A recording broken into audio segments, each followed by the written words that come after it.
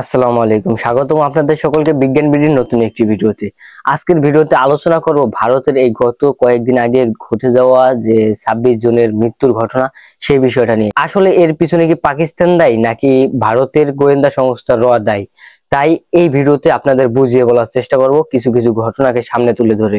কাশ্মীর ইস্যুতে মুসলিম বিদ্বেষী মনোভাব ছড়িয়ে দেওয়ার জন্য ভারতের রাজনীতিবিদ শুভেন্দু অধিকারী যে বক্তব্য দিয়েছে, নিশ্চিত আপনি এটা শুনেছেন। গাজা শেষ হয়েছে, ইসরায়েল শেষ করেছে, আমরাও শেষ করব। মোদির শিষ্য আছি।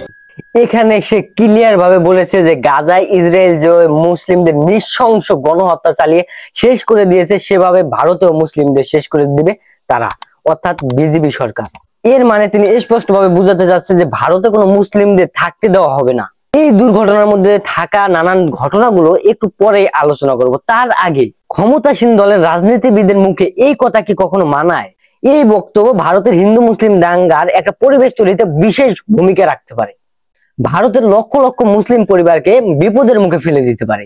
ভারতে আসলে কি ঘটেছে, কেন ঘটেছে, আর এই ঘটনার সাথে ভারতের সদ্য সংশোধিত ওয়াকফ আইনের কোন সম্পর্ক আছে কিনা, এর পিছনে মোদির রাজনৈতিক যোগসূত্র কতটা, এবং এই ঘটনার পরে ভারতের মুসলিমদের উপর নতুন করে কোনো বিপদ নেমে আসবে কিনা, তা নিয়ে আজকে চুলচেরা বিশ্লেষণ করব। তবে শুরু করার আগে আপনারা যারা চ্যানেল থেকে দেখছেন চ্যানেলটাকে সাবস্ক্রাইব করেন, এবং পেজ থেকে দেখছেন পেজটাকে ফলো দিয়ে ভিডিওটা শেয়ার করে দিন। তো ঘটনার সূত্রপাত 22 এপ্রিল। ওই দিন ভারতের নিয়ন্ত্রিত কাশ্মীরের পেহেলগাম এলাকায় সন্ত্রাসী আক্রমণ শুরু হয়। সেখানে সন্দেহভাজন বিদ্রোহীরা 26 জন পর্যটকের জীবন কেড়ে নেয়। এই ঘটনার দায় স্বীকার করেছে কাশ্মীরের সন্ত্রাসী গোষ্ঠী দ্য রেজিস্ট্যান্স ফোর্স। ধারণা করা হচ্ছে এই গোষ্ঠীতে পাকিস্তানের একটা গোষ্ঠী আছে যার নাম লস্করে তার একটি শাখা। ভারতে কিন্তু এই ধরনের হামলার ঘটনা নতুন না। সর্বশেষ 2019 সালে এর থেকেও ভয়াবহ হামলা হয়েছিল, যেখানে প্রায় 40 জন ভারতীয় প্রাণ হারিয়েছিল। এর আগেও 2017, 2001 এবং 1985 সালেও এই ধরনের হামলার ঘটনা ঘটে।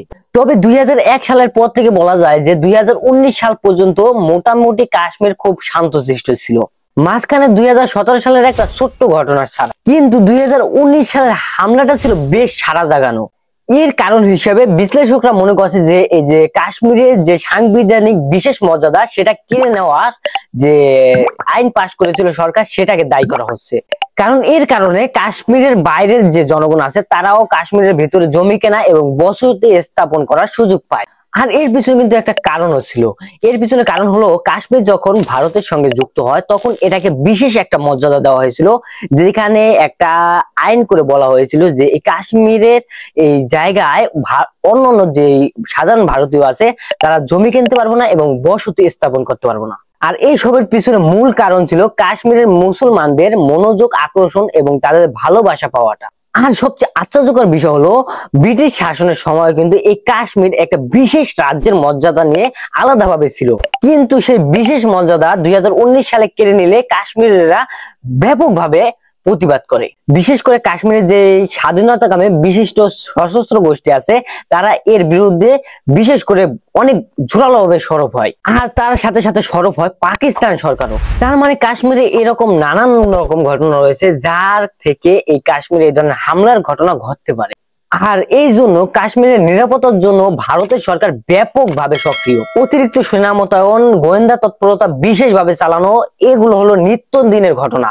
কিন্তু এসবের মধ্যে গত 22 এপ্রিল কাশ্মীরে ঘটে গেল আরো ভয়াবহ একটি ঘটনা। বিভিন্ন মিডিয়া সূত্রে জানা যায় যে জঙ্গলের ভিতর থেকে 4 জন সশস্ত্র পোশাকধারী লোক বেরিয়ে এসে মানুষের উপর অতর্কিত হামলা চালায়। এতে করে 26 জন পর্যটক সেখানে প্রাণ হারায়। ভারতের সরকার এদেরকে সাধারণ পর্যটক হিসেবে ঘোষণা করলো। হামলাকারীর দাবি যে এরা সাধারণ কোনো পর্যটক না। হামলাকারীদের দাবি ভারতের নিরাপত্তা বাহিনীর সাথে তাদের যোগ সাজশ আছে এবং তারা গোপনে এখানে তথ্য সংরক্ষণ করার জন্য এসেছিল। তাদের অভিযোগ হচ্ছে এই হামলার মূল কারণ হলো এই যে ভারতীয় সরকার অন্য অন্য গোষ্ঠীর লোকেদের এই কাশ্মীরে থাকা এবং বসতি স্থাপন করার যে অনুমতি দিয়েছে সেটা। উল্লেখ্য 2019 সালের পরে কাশ্মীরে প্রায় 85,000 নতুন বসতি স্থাপিত হয়েছে। টিআরএফ এর ভাষ্য মতে তারা এইটার প্রতিবাদেই এই হামলা চালিয়েছে। কিন্তু এই বিষয়টা হচ্ছে ঘটনার একটা দিক, এই ঘটনাকে আর কয়েকটা দিক থেকে দেখার সুযোগ আছে। একটু খেয়াল করেন হামলাটা কখন হলো, যখন ভারতে সফর করছেন আমেরিকার উচ্চ পর্যায়ের প্রতিনিধি দল। আর এর কিছুদিন আগে ভারতে পাশ হয়েছে মুসলিমদের অপহৃত সম্পত্তি বাজেয়াপ্তর যে আইন। আর এই আইন পাশ হওয়ার পর পরে কিন্তু ভারতের বিভিন্ন জনগোষ্ঠী সহ মুসলিম গোষ্ঠী বিভিন্ন জায়গায় প্রতিবাদ জানাচ্ছে। একটু খেয়াল করলে বুঝতে পারবেন যে এই যে কাশ্মীর ইস্যুতে মানুষজন দুই ভাবে বিভক্ত হয়ে এই আলোচনায় অংশ নিয়েছে। আর এখানে ভারতের গোয়েন্দা সংস্থা খুবই কৌশল একটা কাজ করেছে যে এই যে যারা মারা গেছে তাদেরকে প্রথমে পরিচয় জিজ্ঞাসা করা হয়েছে, এরপর পরিচয় জিজ্ঞাসা করার পরে যখন শুনতে পারছে যে তারা সনাতনী ধর্মাবলম্বী তখনই তাদের মারা হয়েছে। এই ঘটনাকে সুকৌশলে এমন ভাবে প্রচার করা হয় যে এই খবর প্রমাণ করে দেয় যে মুসলিমরা হিন্দুদের প্রকৃত শত্রু, এবং সুকৌশলে এমন কিছু লাইন যুক্ত করা হয় যেখানে কৌশলে বোঝানো হচ্ছে যে রক্তের বিনিময়ে রক্তই লাগবে। কিন্তু সত্য ঘটনা প্রকাশ হওয়ার পরে দেখা গেল যে এই যে মানুষগুলো মারছে তাদেরকে বাঁচানোর জন্য একজন মুসলিম বীর নিজের জীবনকে দান করে দিয়েছে, এবং আরেকজন মুসলিম যুবক কাঁধে করে হিন্দু যারা আক্রান্ত হয়েছে তাদেরকে বাঁচানোর জন্য চেষ্টা করেছে। তার মানে এখানে অস্ত্রধারীরা হিন্দুদেরকে বেছে বেছে মেরেছে এই কথা বলে এমন একটা ন্যারেটিভ সৃষ্টি করার চেষ্টা করেছে যে তারা মুসলিমরা হিন্দুদের বিদ্বেষী। আর এই ঘটনা প্রকাশের পর এই যে ভুল ছড়িয়েছিল সেটা কিছুটা ভাঙলেও তারপরেও কিন্তু এটাকে আরো স্ট্রং করার পায়তারা চালাচ্ছে তারা। আর আরেকটা গ্রুপ এই হামলার সাথে মোদির কোনো রাজনৈতিক জোশ সাজশ আসে কিনা সেটাও খুঁজে বের করার চেষ্টা করেছেন। কেউ কেউ বলছেন এই ঘটনা পুরোটাই স্ক্রিপ্টেড, আবার কেউ কেউ বলছে এই যে সশস্ত্র গোষ্ঠী এটাকে হামলার জন্য পজিশন অথবা সুযোগ সৃষ্টি করে দিয়েছে ভারত সরকার, কারণ এই ঘটনার কিছু রাজনৈতিক ফায়দা আছে যার জন্য আজকের এই ভিডিওটা তৈরি করতেছি। তাহলে চলুন রাজনৈতিক ফায়দাগুলো ব্যাখ্যা করা যাক। এখন আপনাদের মনে একটা প্রশ্ন আসতে পারে যে নিজেদের ক্ষতি করে রাজনৈতিক সুবিধা হাসিলের ঘটনা কি ঘটে? হ্যাঁ, অনেক বেশি করে ঘটে। রাজনীতি এবং ক্ষমতার প্রশ্নে সবই ঘটে। যার সবচেয়ে জলযন্ত্র বড় প্রমাণ হলো এই যে রাসেল ভাইপার সাপ দিয়ে বাংলাদেশের এই যে ট্রেন, ওই যে বাংলাদেশের ভিতর দা ভারতের ট্রেন চালানোর যে একটা রাস্তা তৈরি করতে চেয়েছিল, যেটা কিন্তু রাসেল ভাইপার সাপ দিয়ে ঢাকার চেষ্টা করেছিল বাংলাদেশের স্বৈরাচারী সরকার। আবারও অনেক সময় দেখা যায় যে আন্দোলনকে অনেক বেগবান করার জন্য লাশের প্রয়োজন পড়ে। এই আন্দোলনকে আরো বেগবান করার জন্য আন্দোলনকারীরা নিজেদের ভাইদেরকে অথবা নিজের দলের লোকেদেরকে মেরে অন্য যে বিপরীত দলের লোকেদের উপর দায়ভার চাপিয়ে দিয়ে এই আন্দোলনকে আরো কঠোর করে তোলে। আবার কোনো একটা গোষ্ঠীর উপর যদি সরকার টার্গেট করে যে এই গোষ্ঠীটাকে আমি ধ্বংস করে দেব, তাহলে এই সরকার যখন সরাসরি ওই গোষ্ঠীর উপর আক্রমণ করবে তখন বহির্বিশ্বের চাপ আসবে। এই হারামকে হালাল করার জন্য আগে নিজেদের উপরই ছোটখাটো একটা স্ট্রাইক চালায়, যার পরে এই যে পরবর্তী যে গোষ্ঠী তার টার্গেটে আছে ওই টার্গেট গোষ্ঠীকে সন্ত্রাসী ট্যাগ দিয়ে ওই গোষ্ঠীর উপর স্ট্রাইক চালায়। তবে এইসব ক্ষেত্রে যে সকল ঘটনা সবচেয়ে বেশি ঘটে সেটা একটু ন্যাচারাল সিস্টেমই হয়। মনে করুন কোন একটা দেশের ভিতরে একটা বিদ্রোহী গোষ্ঠী আছে আর দেশের বেশিরভাগ জনগণ ওই বিদ্রোহী গোষ্ঠীর বিপক্ষে। সরকার যদি কোনোভাবে বিদ্রোহী গোষ্ঠীদেরকে এমন কিছু প্রমাণ করতে পারে যে এই বিদ্রোহী গোষ্ঠীদেরকে নির্মূলের জন্য সরকার কাজ করছে, তাহলে কিন্তু জনসমর্থন আরো কিছুটা গুণ বেড়ে যায়। এমতো অবস্থায় সরকার নিজের এই যে জনপ্রিয়তা ধরে রাখার জন্য ওই বিদ্রোহী গোষ্ঠীকে চিরতরে নির্মূল করে না, কিন্তু আবার মাঝে মাঝে যখন জনসমর্থন একটু কমে আসে তখন সরকার একটু ঢিলা দেয়, ওই বিদ্রোহী গোষ্ঠীকে একটা আক্রমণের সুযোগ করে দেয়। যখনই ওই বিদ্রোহী গোষ্ঠী সুযোগে একটা হামলা চালায় তখন এই হামলার ঘটনাকে সরকার পুঁজি করে ওই বিদ্রোহী গোষ্ঠীর উপর আবারও পাল্টা হামলা চালায়, যার ফলে জনগণের সমর্থন আরো কয়েক গুণ বৃদ্ধি পায়। আর এইভাবেই সরকার দেশের জনগণের ইমোশন নিয়ে খেলা করে। কোন সরকার এই ঘটনাকে আরো নিখুঁত ভাবে করার জন্য নিজেরাই নিজেদের বিরুদ্ধে একটা ছোটখাটো সন্ত্রাসী গোষ্ঠী তৈরি করে এবং সাজানো স্ক্রিপ্টেড হামলা চালায় এবং ওই হামলার পাল্টা জবাবের একটা অভিনয় করে জনসমর্থন আরো বেশি আদায় করে। নানান সূত্র থেকে জানা যায় যে মধ্যপ্রাচ্যে যত সশস্ত্র গোষ্ঠী আছে তাদেরকে নির্মূল করার কথা বলে এই যে যুক্তরাষ্ট্র যে মধ্যপ্রাচ্যে বিভিন্ন ঘাঁটি তৈরি করেছে, তার এই যে ঘাঁটি তৈরি করার লক্ষ্য উদ্দেশ্য নিয়ে এই সশস্ত্র গোষ্ঠীগুলোকে যুক্তরাষ্ট্র নিজে সাহায্য করে তৈরি করেছে।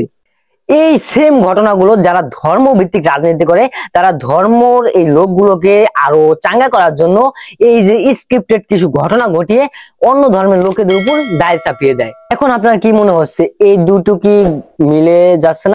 একটু ভালো করে ইতিহাস ঘাটলে দেখতে পারবেন যে 2011 সালে এই যে টুইন টাওয়ারে যে আক্রমণ হয়েছিল, এই আক্রমণের কথা কিন্তু যুক্তরাষ্ট্রের গোয়েন্দারা আরো অনেক আগে জানিয়েছিল সরকারকে।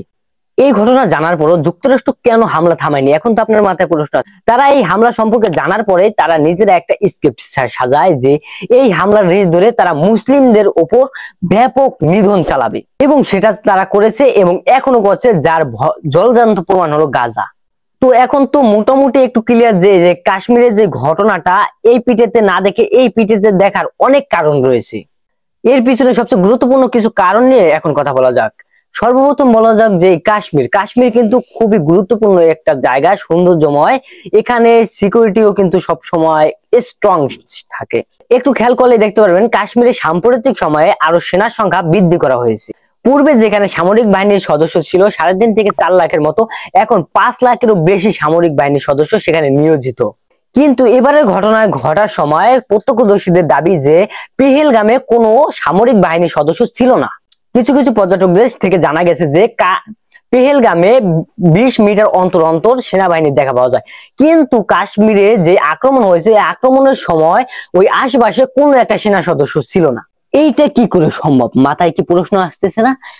এমনকি আর্মি ততক্ষণ সময়ের মধ্যেও ওই ঘটনার স্থানে আসতে পারে নাই যতক্ষণ পর্যন্ত সন্ত্রাসীরা এই লোকগুলোকে ধর্ম জিজ্ঞাসা করেছে, ধর্মের উত্তর দিয়েছে যে আমার ধর্ম এটা, বাবার নাম এটা, আমার নাম এটা, এরপরে মারছে। এইভাবে একজন একজন মানুষের কাছে প্রশ্ন করলে কমপক্ষে এই যে 26 জন মানুষ 26টা প্রশ্ন করতো 26 মিনিট সময়, এবং একজন মানুষ মারার সঙ্গে সঙ্গে কিন্তু আরেকজন মানুষের বগলে যেতে পারে না। 4 জন মানুষ কিন্তু ছোটাছুটি করা শুরু করছে যখন এই সন্ত্রাসীরা বের হয়ে আইছে। এই যে ধর্ম ধরে ধরে যদি মারে তাহলে কমপক্ষে ধরেন 1 ঘন্টা প্লাস সময় লাগছে। এই 1 ঘন্টার মধ্যে সামরিক বাহিনীর সদস্যরা টেকনাফ থেকে চাইলে তেঁতুলিয়া পৌঁছাইতে পারে, সেই জায়গায় পেহেলগামের আশেপাশে থাকা সামরিক সদস্যরা ওই পেহেলগামের ওই যারা ভ্রমণ করতে গিয়েছিল তাদের নিরাপত্তা দিতে পারে নাই। এটা কি ভাবার বিষয় না? আর এর থেকেও সবচেয়ে হাস্যকর বিষয় হলো ভারতের এত শক্তিশালী গোয়েন্দা সংস্থা থাকার পরও এখন পর্যন্ত এই হামলাকারীদের চিহ্নিত করতে পারে না সঠিকভাবে, এবং এই হামলাকারীদের ফিরিয়ে আনতে পারে, অর্থাৎ অ্যারেস্ট করতে পারে নাই, অথবা একজন হামলাকারীকে আক্রমণ করে নিহতও করতে পারে নাই। এটা কি হাস্যকর বিষয় না?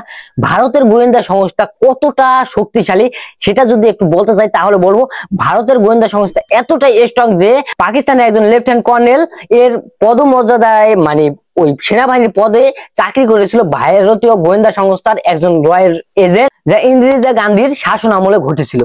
হ্যাঁ, আমি কোনোভাবে হামলাকে জাস্টিফাই করছি না, কিন্তু হামলার পিছনে ভারত সরকারের এই কোনো একটা কিছু সাজানো ছিল সেটাকে প্রমাণ করার চেষ্টা করছি। আর এই হামলার পিছনে কিন্তু রাজনৈতিক ফায়দা আছে, আমি কিছু আগেও বলেছি। আর এই যে খবরে যে প্রকাশ করা হয়েছে যে ধর্মীয় পরিচয় জিজ্ঞাসা করে করে মারা হয়েছে হিন্দুদেরকে, তখন কিন্তু উগ্র হিন্দুত্ববাদীরা পুরো ভারত জুড়ে ফুঁসে উঠেছে মুসলিমদের বিরুদ্ধে। এই উগ্র হিন্দুত্ববাদী আইডিয়াটা নরেন্দ্র মোদীর ভোট বিধিতে কিন্তু ব্যাপকভাবে জনপ্রিয়তা এবং কাজ করে।